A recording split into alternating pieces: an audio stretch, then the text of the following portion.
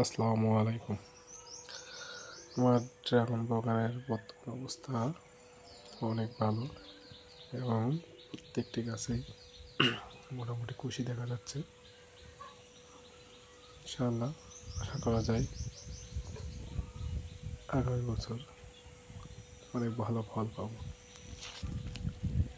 কিছু কাজ অবশ্যই বাকি আছে, গাছে ছত্রাকনাশক স্প্রে করতে হবে। কিছু কিছু জায়গায় ছত্রাকের প্রভাব দেখা যাচ্ছে এবং গাছ বাগানে একটু ঘাসের পরিমাণ বেড়েছে।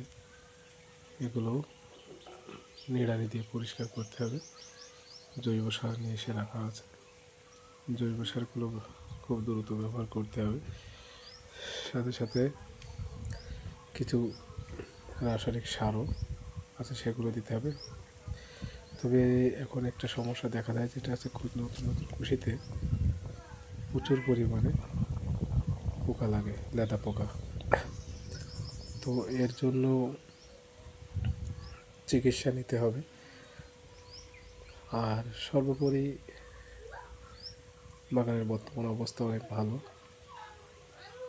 আশা করা যায় যে আগামী সিজনে অনেক ভালো কিছু পাওয়া যাবে ইনশাআল্লাহ।